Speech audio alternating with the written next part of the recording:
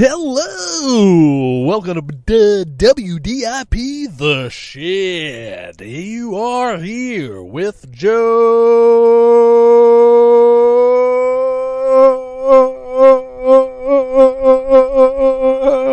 Abu Soccer. It is January 1st, 2023. It is a new year, 1123. Ooh, 1123. That's interesting. 10123. The 4th century. Welcome. And yep. Has it been a little while again? Sure has. Is there a reason for it? Yes. Yes, there is. Pretty good reason, actually. I don't know if you've seen the news, and yeah, I do sound a little stuffy and a little coffee again, right as I got better. Let me make sure I'm recording real quick. Hold on. Shut your ass. Shut your fucking ass. Okay. Son of a bitch. Yeah, I'm a little sick again because I don't know if you've seen the news, but Southwest Airlines is going in the dumps. All right, it's going straight down the tubes. Straight down the tubes. I'll tell you a story about that in a second. Yeah, I was part of the casualties. Our family was refugees. We were stuck in Austin, Texas, for 4 days, coming back from Nashville. The whole reason we bought ticket, like we wanted to have a quick Christmas trip, get back here and have our own Christmas the day after. Okay? We had a whole plan. We had it worked out. 4 days in Kentucky, coming straight back. All right? And then Thursday, wake up early, super early. Got to the airport at 3:45 in the morning, 4 o'clock in the morning, to just hell. It was just a hellscape there. First of all, let me tell you about getting in. Getting into Nashville 4 days before that was a nightmare because we landed, I forget what day. No, yeah, we didn't leave on Thursday. We got there on Thursday, and we landed into just freezing ice storm, I guess. And what should have taken a 5-minute drive to get to where we were staying took 2 hours because cars were just spinning out all over the place. And then I had to drive in that shit the next day to Kentucky. It was pretty bad, but we got through it. All right? We got through that one. Then throughout the whole time we're there, the weather warms up. It gets nice. The weather ain't bad. Weather's bad up in New York during that whole time. Weather's bad up in the Northeast. But down south, it was all good. By the time we were leaving on Monday, everything was fine. No weather problem. But why do we get to the airport at 4 in the morning to a hellhole? They say, oh, it's because of the weather. Weather up north is causing problems. So you're delayed. Okay, that's fine. You're delayed. We're supposed to leave at 5:30 in the morning. Why would you buy at 5:30 in the morning? Because it was the only thing available whenever I bought tickets. All right, I'm not paying $8,000 for us to fly for Christmas. So delay. Delay to the point, and they tell us, oh, your plane's here, it's ready, we just don't have a pilot. What? We don't have any pilots? What? That's the number one job at an airport. You should have a pilot. I would rather you not have a plane than not have a pilot. All right, so finally, we're boarding. We're leaving. We get out of there later, way later than we were supposed to. Land in Austin, Texas for our layover. But guess what? That layover done left over. It left without us. Or it got canceled and they didn't tell us. Fuck. Everything's getting canceled. We land, and that's when we find out that 60% of their flights are getting canceled. What is going on? The weather ain't that bad all over the country. But they say it's the weather. So I wait in line trying to figure out what's going on. I got to figure out, is there a later flight we can get on?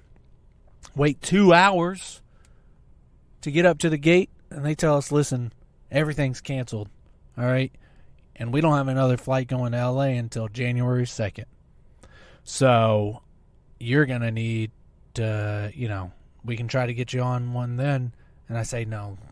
At that point, I figured out, during that 2 hours talking to people, apparently it had nothing to do with the weather. It had to do with Southwest Airlines booking system, or their employee, like, what's it called, scheduling. It was a house of cards waiting to fall apart. And it fell. So I get up there and I say, listen. And I was nice. I was very, very polite, because God bless them, there ain't nothing those people that were working the gates had to do with any of this. This was all coming from up top. And I saw people just losing it on them. People just being like, I want my fucking money and some. Just asking, demanding for shit. Yelling, crying.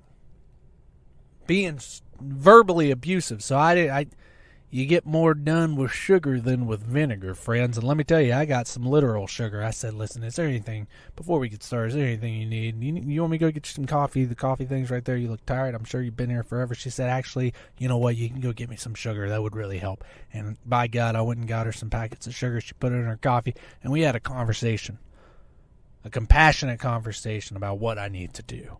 She said, I can get you out of here on the 3rd. I said, listen, I got my kid and my wife, and they're both losing their fucking minds. All right? They ain't handling it well. Okay, I need to get out of here, and it doesn't sound like Southwest is where it's going to happen. And she said, you know what, if I'm being honest with you, if I was you, I wouldn't even book that January 3rd flight anyway, because we might keep canceling all the way out there. I said, all right, can I get a refund for this flight? She said, yeah, but this is your layover, so you're going to have to sit here while I sit on hold. She sat there and sat on hold for me, for customer service to fix whatever going on. She gave me a full refund. God bless her. I wish I remembered her name. God bless her. While she's doing that, while she's on hold, the lady next to me was losing her fucking mind. She said, I'm self-employed, and every second I'm not at home, I'm not making money. I want a full refund for this. And they said, we can give you a refund for the flight that you're not going on. She said, no, I want a full refund for my return, for my original flight here and everything. They said, listen, we can't do that. She fought. You know what she got? She got just the minimum. You know what I got? I got a full refund. I got a full refund to and fro. You get more with sugar than you do with vinegar, folks. Be nice. Don't be an asshole, especially to people that have nothing to do with the strife you're being caused. All right. If you think I'm done with this story, oh boy, I thought I was done. But I was not. So while I'm waiting on that refund, I say, hey, let me look at United. Let me look at Delta. Let me look at everything. I'm sure I can find a flight. If it's not the weather and there's no bad weather between Austin and L.A., I'm sure I can find a flight to L.A. tonight. Maybe tomorrow if I need to. Well, that don't happen. All right. In those 2 hours that I was waiting, apparently every person needing to go to L.A. already did that. There wasn't a flight out of L.A. until Thursday. All right, it's Monday. There's not a flight out till Thursday on any airline. Not one. And let me be clear. I know I sound stuffy and coffee. I was 100% fine at this point. I had already healed from the last ones. All right, so there ain't nothing. All right, so she gives me that refund. It's late at this point. It's probably like 10 o'clock. Maybe 9 o'clock at night. Mind you, we've been up since 3 in the morning. 9 o'clock at night. All right, so this is what we're going to do. To my wife, I say, let's drive it. Let's go rent a car. Let's fucking just drive home. I mean, sure, we could wait till Thursday, but here's the problem. If we wait till Thursday, we don't have any luggage. This is a layover, folks. Our luggage is in the baggage area. And they said, and we asked, can we get our luggage back? They said, no, it's going on the first flight to L.A. whenever that shall be. Whatever flight is next, it'll go on. There's plenty of room in the luggage area, way more room than there are seats. So it's going on. So do you really want to be 4 days in Austin without any clothes except the pajamas you have on? You want to buy a whole new wardrobe and pay for a hotel? All right, well, guess we're driving. So I go down, and I get in that line for the rental car. There's only one rental car company that still has cars, Avis. I go ahead and get on Priceline and get a reservation, and I wait. Guess how many hours I wait for that? Solid hour.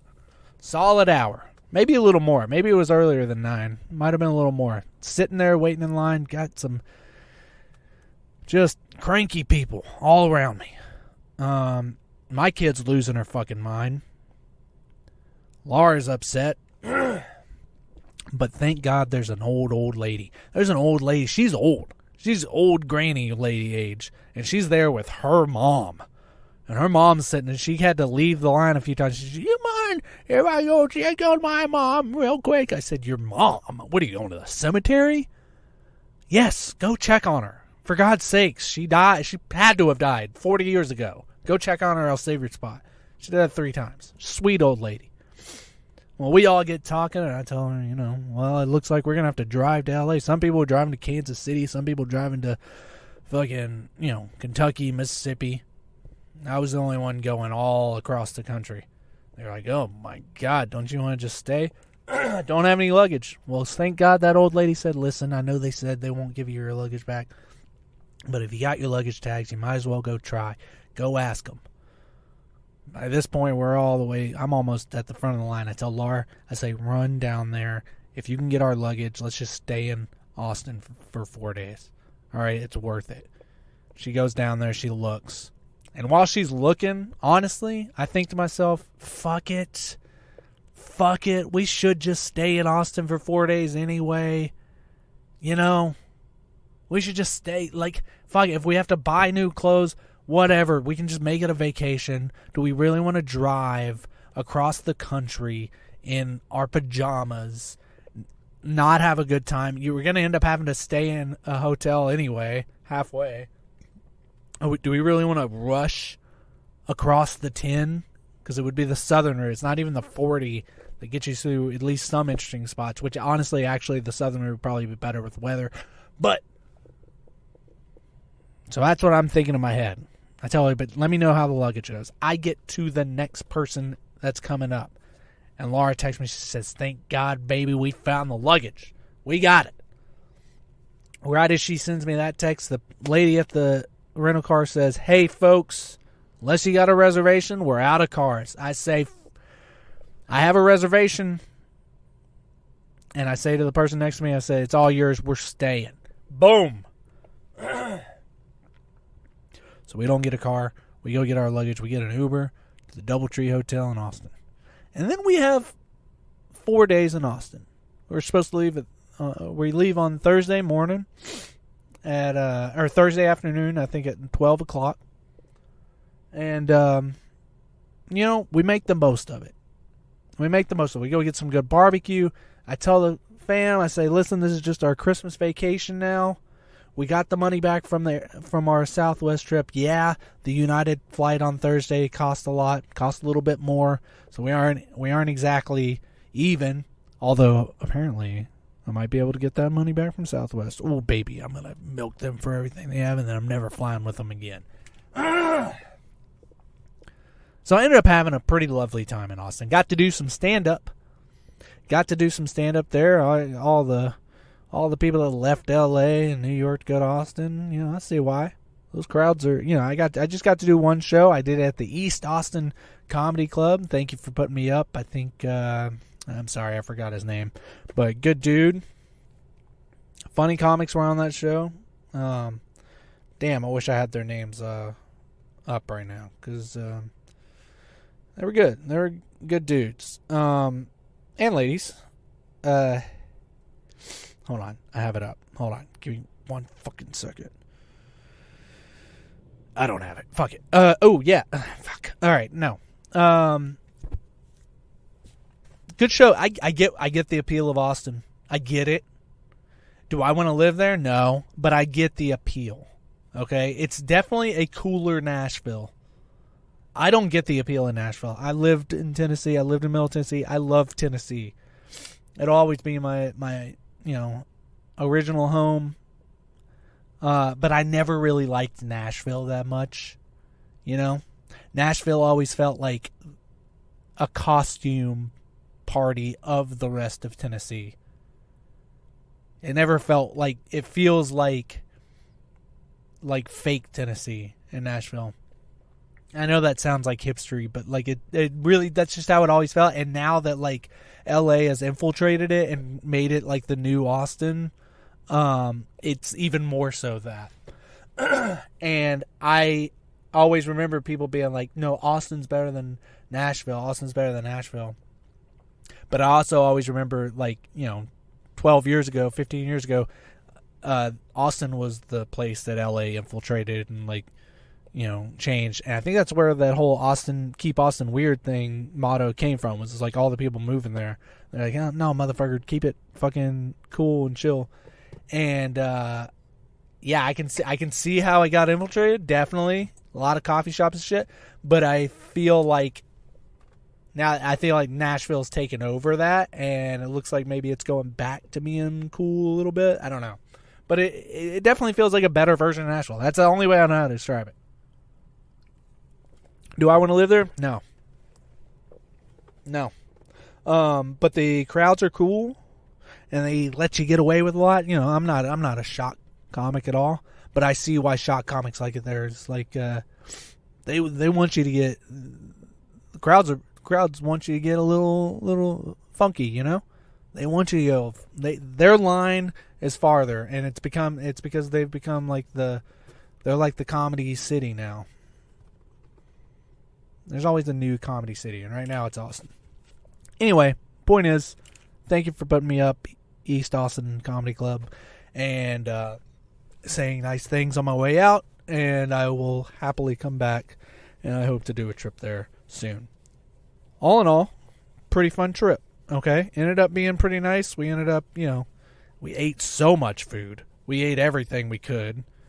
And what really sucked is because at that point, this is after Christmas.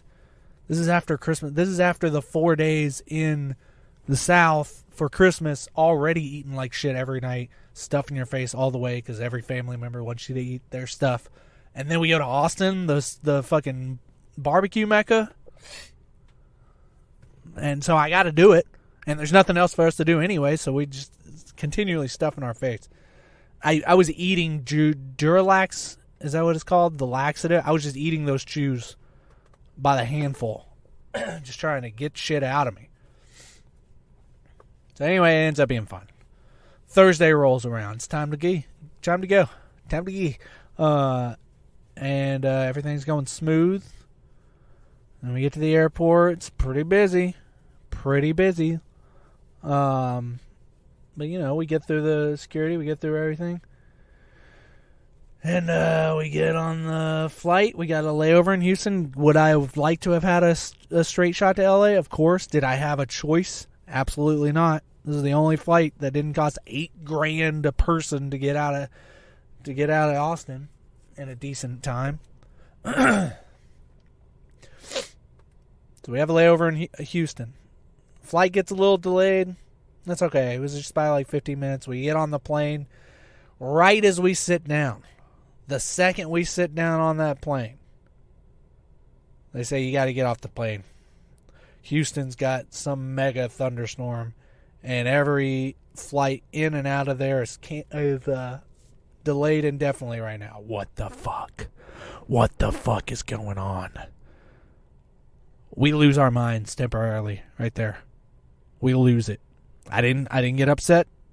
I shut down. I go, Laura, you and Ansley go sit over there and let me just handle this. I wait in line again at the gate. I say, listen, is there a direct shot to LA? Is there a direct shot to LA? Even if there's just 2 seats, I can put them on there and I will deal with this one. That way I can handle the luggage, which is all checked again. She said, listen, and by the time I get up there, this is like an hour. By the time I get up to the gate, she says, listen, you're going to be fine. Your layover, it's not like the one you were coming on. Your layover is the last one. They will wait for you. And if you can fly in there, you'll be able to fly out in this weather storm. Should be fine. We wait. And every minute we wait and every time they delay it a little more, our psyche goes in and out again. My head is throbbing. At this point, my cough is back. My cough is 100% back. I'm hacking up my lungs. You realize I was sick all of November and most of December? I was finally better. I feel like most of this podcast I've been sick now. There's not even any jokes here. We wait. Finally. Get out of there, go to Houston. We get to Houston, and motherfucker, that flight gets delayed. We're sitting there waiting. They delay that one. We finally get home. We finally get to LAX at 12:30 at night. We are dead, inside and out. We've seen war. We are war-torn veterans at this point. We crawl into the house. And by God, we do Christmas. We do the Christmas we said we were going to do at 9:30 in the morning that day when we were supposed to land. We had it. It was nice. And we are not flying home for Christmas next year. Fuck that. We're taking next year off. And I'm never flying Southwest again. Fuck you, Southwest. Damn, I feel like I spent the whole podcast just talking about that. That's how fucking crazy it was. There wasn't even a joke there. I don't feel like I said any jokes. What time is it? What time are we at? 21 minutes? Do an hour special on that fucking trip. So upset that I got a cough again. Do I need to go to the doctor? Got the sniffles. Tired of this shit. I don't care. I'm working through it. All right. I'm morbidly obese now. Morbidly obese. From not working out the whole time that I was sick to going Christmas season, holiday season, eating like a goddamn whale. I am morbidly obese. My stomach hurts. I have jelly beans in my bloodstream. All right? I am pooping sugar. I'm dying. I'm dying. Listen to me. All right? I have fallen off the wagon. The wagon broke down, and I ate the wagon. So this is my January 1st. Is it a resolution? I don't know. It's a redo. All right? We got to get it going. Anyway, Austin, bring me back. All right? Bring me back on good terms. I would love to come do Austin when I'm not furious. I would love to be able to get on stage and say, it's nice to be here. It's good to be here, folks. Refuse to say that one. So needless to say, we did not celebrate New Year's. We got home, and we've been home doing not a goddamn thing. All right? I tell you what we've been doing. We've been watching all of Yellowstone. We're like 2.5 seasons in. 2 seasons, I think. Not a great show. It's a soap opera. And it's fine, and it's good, but God bless it. It is bingeable. It is super bingeable. You can just plow right through it. And it's all almost, I think it's all done. I think they got prequels out now, so I'm assuming it's only those 4 seasons. And the only thing I don't like about it is I don't know. It's like rich people and bad people. They're bad rich people, undeniably. They are horrible. But then I can't tell if this show is like written in a way to be like, no, these are good guys. It feels like it's written by like super, like, conservative, like the kind of conservative that just sucks the dick of rich people, you know? Like they think if you're rich, you deserve it and you're better. And it doesn't matter if you were born rich. That just means you're better. That comes from like, I guess that comes from like Europe where generations grew up with like kings and queens and shit. I don't get that. Just sucking at the teat of rich people like they're better than you. They're not. Most of them are undeniably worse than you. they're bad. They're stunted because they were born not having to do shit. So it's that, but it is fun. You can't help yourself but watch, and then you turn into everyone. That's another thing that's kind of annoying about the show, but it's also kind of fun. Is everyone talks in like parables. I don't like how they write the Indians. And by the way, I say Indian now. I say Indian. I don't say Native American anymore. I found out that American Indians actually, for the most part, they prefer Indian over Native American. Did you know this? I had no idea. I thought Native American was a PC thing to say because it makes sense because they were here before. They were the ones. They were the natives. But Native American, it's not that it's a bad word. It's just that it applies to everyone from Canada down to, Patagonia. It's all of the Americas. And they all had very different kinds of stories that attach to them. And it just melds them all into one people's, which is kind of fucked up, right? Can't just be like, oh, he's Asian, There's a very difference between like a Japanese person and a Thai person. So if you're talking about the United States, Native Americans, they prefer Indian, apparently. I mean, that's why it's called the Office of Indian Affairs and not the Native American Affairs. Language is funny like that.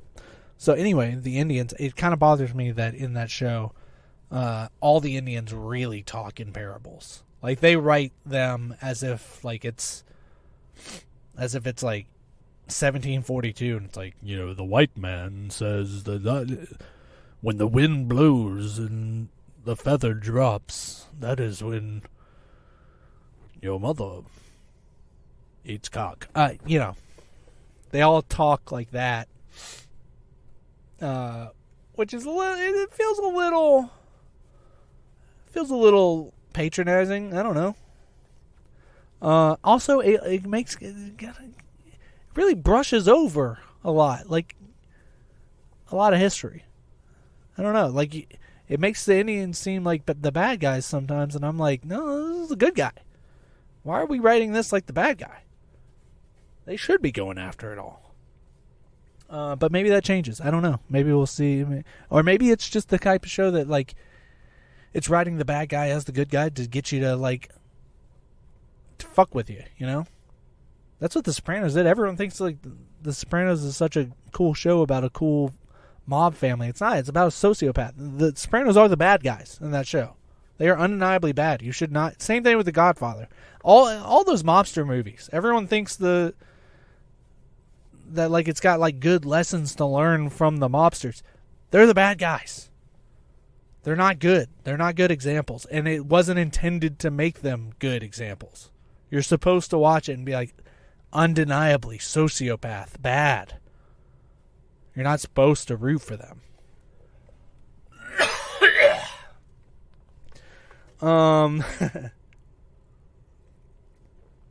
But it's fun. You watch it, and then next thing you know, me and Laura just talking like ranch hands.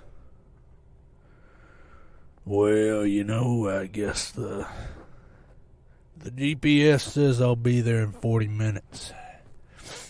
Oh, I want to go with you. Yeah, well, sometimes the petals of the flowers gotta blow in the wind and spread their seeds. What are you talking about? Sometimes the calf falls out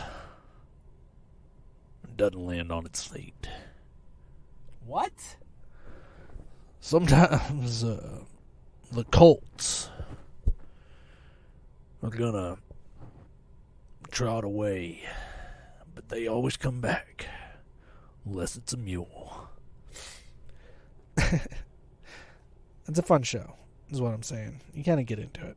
I need some Carhartt. They're kind of, but they're just bad. They're like, I don't get. You can't it's funny to me that groups You know, like this would be like the rich rancher, the rich farmer group. And then there's the mobster group. These criminal organizations, you know, which it doesn't sound... I know rich farmers aren't criminal organizations sometimes. But this particular one, they are criminal. They own the town and they are corrupt. I don't get how like movies and shows like get made to make that group look cool. You know, I guess what I'm saying is when are Arabs going to get their cool show? All right? Because, like, now we talk about mobsters. We talk about Italian mobsters like, hey, yo, it's the fucking code. Hey, you know, it's cool. Yeah, I got a guy back east. He was in the family. Wow, that's so cool. Really? Yeah, you didn't want to fuck with them. You didn't want to fuck with them. Back then, you didn't fuck with them. And you know what? They kept their code. They were good. Oh, wow, it's just like The Godfather. That's really cool. Yeah, just like The Godfather. Good people. Good people. You didn't want to cross them, but good people. They always say that. They weren't good people. They were bad. They were undeniably bad. Horrible. They were they were worse than, like, the super rich CEOs that you hate. Because they did everything the same thing those guys do, but with killing. And human trafficking and raping and drugs. They're bad. The cartel, bad. The rich farmers that own the whole town, bad. Terrorists, bad. Arab terrorists, bad. Okay? But do we need to have like a show that shows like, hey, you know, as far back as I can remember, Afghanistan was just the heroin den, killing people for Allah and opium. Opies. Yeah, we were killing people for Ron Howard's. Terrorists, man. You know what it is they have religion attached to it. It's hard to find the cool with religion attached to it.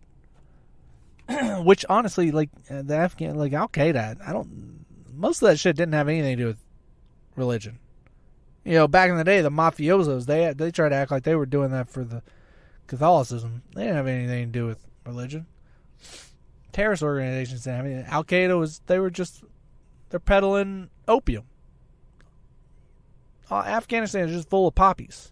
So they're peddling opium. ISIS, they were peddling stolen oil.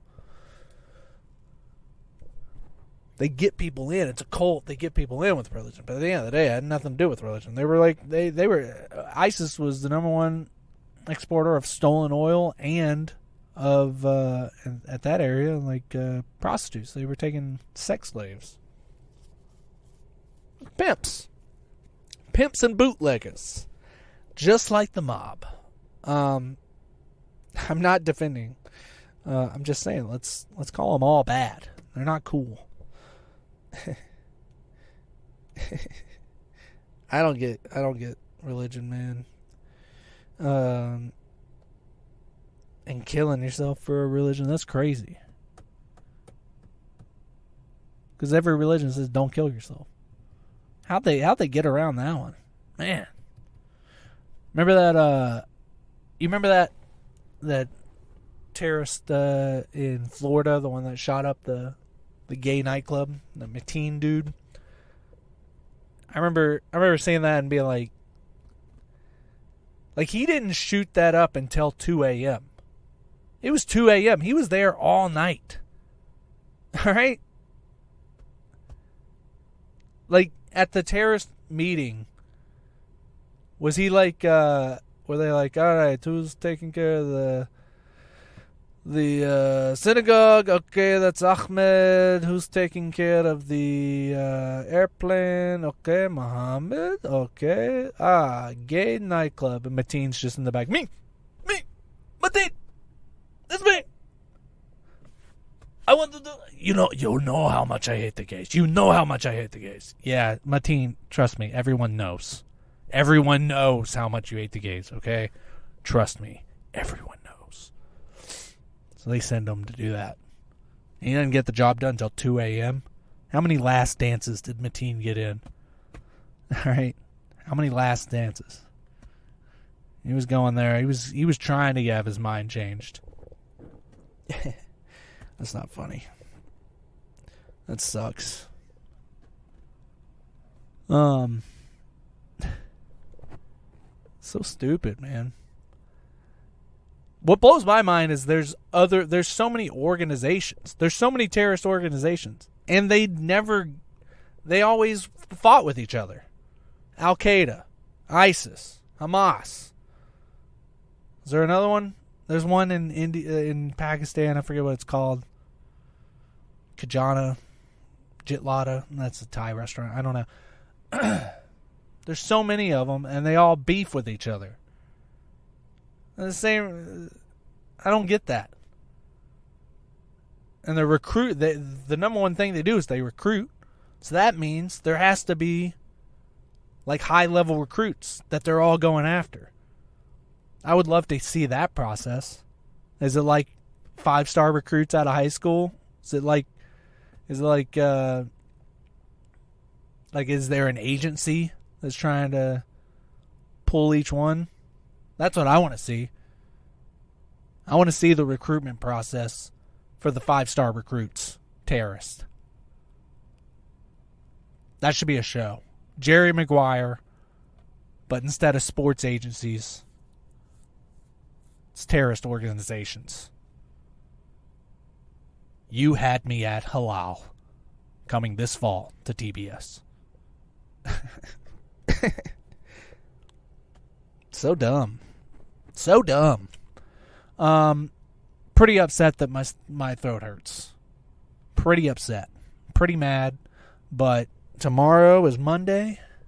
The first Monday of the year. And we're going to do it, folks. We're going to go. We're leaning in. I'm pretty sure I'm like almost 200 pounds right now. 100% fat.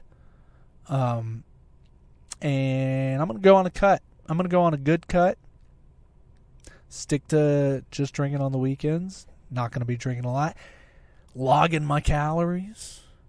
Working out every day. Got to figure out my shoulder. Got to go to physical therapy. Figure out what's going on with this shoulder. But that's not going to stop me. Well, I'll just not work out my shoulder for a bit while it heals. Get back to running. Get back to tennis. Write a new joke every week. How about that? Let's write a new bit every week. New minute. Or 30 seconds. Let's make it a new 30 seconds at least every week. Let's work on our screenplays. Let's work on our pilot. Let's fucking go. All right, 2023, that's what you need to do. Everyone listening to this, go hard. Have a happy new year. Get it going. And don't listen to people that, oh, resolutions don't work. Make it work. Make it fucking work. Resolutions don't work. You should just change your habit. Just change your habit. Make that your resolution. Tell those people to fuck off. And fucking have 2023 be the best year of your life. Are you ready for it? Go for it. Thank you so much. I'll be back next week. All right? I'm going to be back next week. We're not doing this fucking bullshit. The holiday season is over. Now, it's the fucking... I don't know. Train season. Let's ride this train. Ride this train, everybody. All right. Love you. Bye.